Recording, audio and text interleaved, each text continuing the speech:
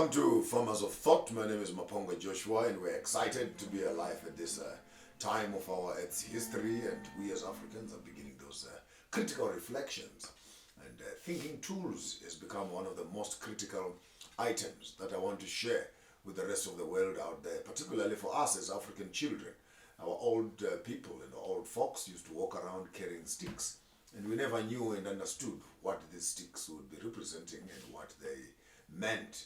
Not only were they used for protecting themselves in terms of fighting, animals and clearing up the path and etc., or scaring up each other, but they were thinking tools, because within them, actually, an entire history of a monarch or of a family could be written on a tool. And I decided for a very long time, as I was perfecting this tool, how can I assist my own African people in terms of the way in which we think. So I will introduce you to the philosophies of Farmers of Thought, and one of the critical ones we use here on the Farmers of Thought is that of a thinking tool. So you can see the way it is designed here. There's a big knob here, which I want you to assume. Let's make an assumption that this becomes your head, and then it has three major divisions. So the thinking tool actually gives you what I call the time frame.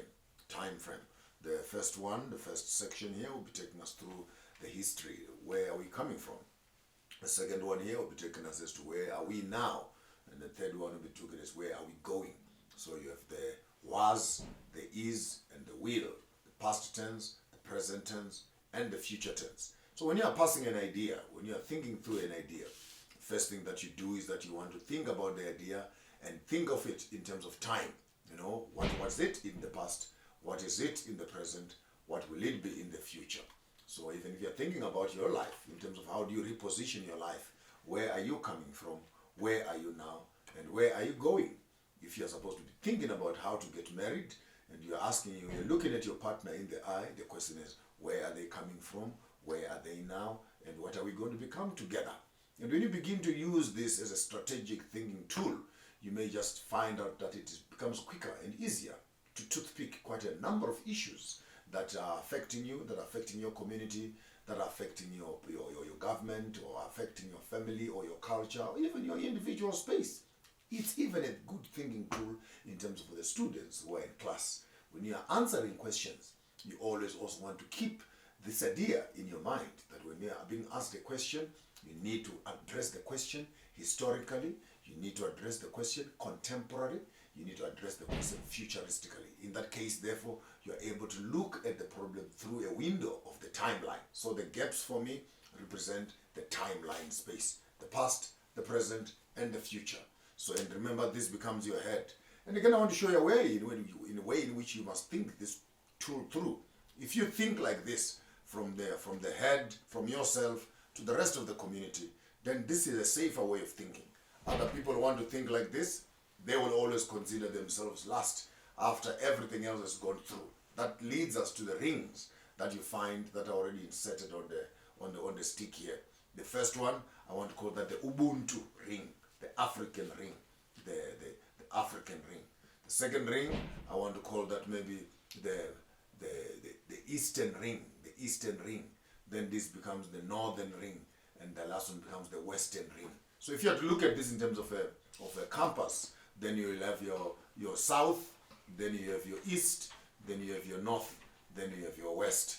In that case, therefore, the first ring will be telling us as Ubuntu, as Africans, how do we process this idea? And the Chinese people, the Eastern mysticism and Eastern religions and Eastern governance systems, Eastern productions and technology, how are they processing it? The third one becomes the Northerners, the European systems. So we are looking therefore at the colonial systems and etc. How are they processing the idea? And lastly, it actually becomes the Western idea in terms of the American ideologies that are affecting you. So you need to pass the idea through the various three steps that are there. So you can even pick, like, for example, corona, the coronavirus, or the corona problem. This is how you use the tool for thinking. There's a problem, corona. Then you pick up your thinking tool. Then you want to pass the idea through this tool. So diseases in Africa, how did we used to treat our diseases in the past? How are we treating our diseases in the present? How will we be treating our diseases in the future? And then you come back again and say, according to us as Africans, how must we be healing ourselves? How are the Chinese doing it? How are the Europeans doing it? Finally, how are the Americans doing it? Then you pass the idea through. Education. What was it in the past, in the present, and in the future? Then education. How are Africans getting educated? How are the Chinese people getting educated? How are the Europeans getting educated?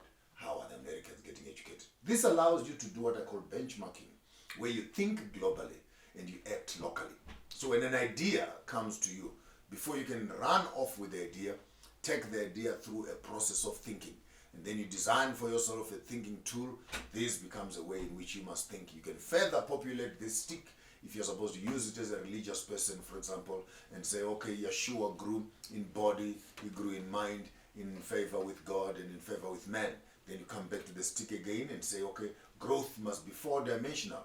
You grow physically, you grow mentally, you grow spiritually, and you grow socially. So this becomes your social growth. This therefore becomes your mental growth. This becomes your spiritual growth.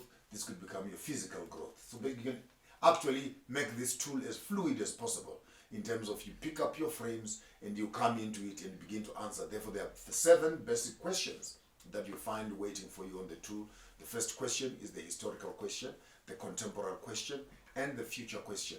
Then you ask yourself the African question, the Eastern question, the Northern question, and the Western question.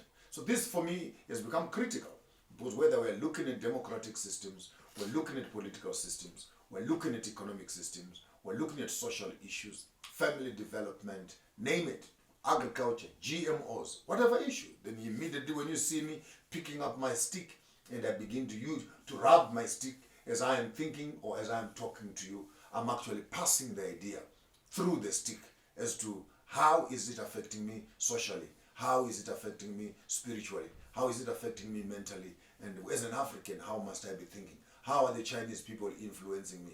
What are the Europeans and the Americans saying? Which direction must I approach this thing with? So this becomes a tool. There's no way any man in Africa must actually walk around without a tool. Because for me, this allows us as Africans to begin to process a couple of issues, whether they are Christian issues or they're spiritual issues, the economic issues, cultural issues. We constantly need to be thinking together. And many people have challenged me and say, why, Mapongaji, just run a political system? I cannot run a political system without the correct thinking tool. For me, this is the software of thinking.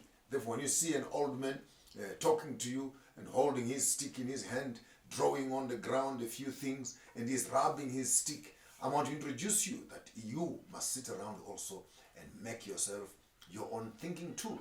Through the thinking tool, you'll be able to start making some serious, beautiful decisions. I want to get married. Beautiful. I want to get married. By the way, so do I have enough of African culture? Am I going to get married to this man in an African way? Am I marrying this man in an Asian way? And I'm marrying this man in a European way, or I'm marrying him in a Western way? Do I have the physical stamina to get married now? Do I have the mental preparation to get married? Do I have the spiritual tools to get married? And how is this marriage going to affect me in terms of my social dynamics? And you go through and keep on thinking, keep on thinking. And when I was young, and my grandfather would say, think, think. I would close my eyes and try to see, how do you think? Because I did not know how to process thoughts. And even some of us today, we hear that we must think, but we don't know how to think. So I want to give you and recommend this as your first thinking tool. You can develop your own, but use mine for the time being and build your own that looks like this. And you can always put a lot of structure and issues that you want to process. You cannot come to Farmers of Thought and become a member of Farmers of Thought if you don't have a thinking tool. I'm not talking about a paper tool. I want a physical tool that you can walk, hold in your hands, and I can find you sitting in a garden and processing ideas, processing thought processes. Democracy, what is it? Christianity, what is it? Banking, what is it? Education, what is it? Fashion, what is it? Entertainment, what is it? Relationships, how are they? Food, how is it? Medicines, how are they? And constantly be in the business of, so you don't need a library. You don't need a library. This for me is a full library that will allow me to sit around. I can walk out of this house and leave all these books behind. As long as I'm holding this tool in my hand, my mind is able to process complex ideas and pass them through this tool and come up with questions and answers that needs to be answered. And from that perspective, I'm able to process huge amounts of information and come up with my own ideology as to what I think and how I think these ideas must come to the light of day. Therefore, if you are a man, you need a walking stick, or you need a thinking tool, and you need a chair. Then you sit down on your chair, and your child is coming to sit in front of you, with your wife, with your husband sitting next to you.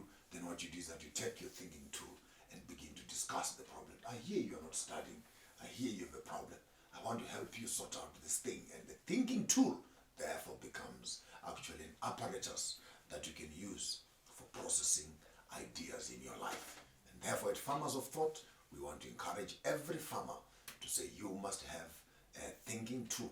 And your final examination, you must actually show me the thinking tool yourself and explain what it means to you. If Africans can think like this, we come first, the rest follows. We don't have to think like this. And we are at the end of the thinking tool. All ideas must start up with us as Africans. Ubuntu is number one. What is the East saying? What is the North saying? What is the West saying? Process the ideas. As we are moving into the future, we need Africans who can think from us to them rather than thinking from them to us. Maponga J, your host here on Farmers of Thought, and your lesson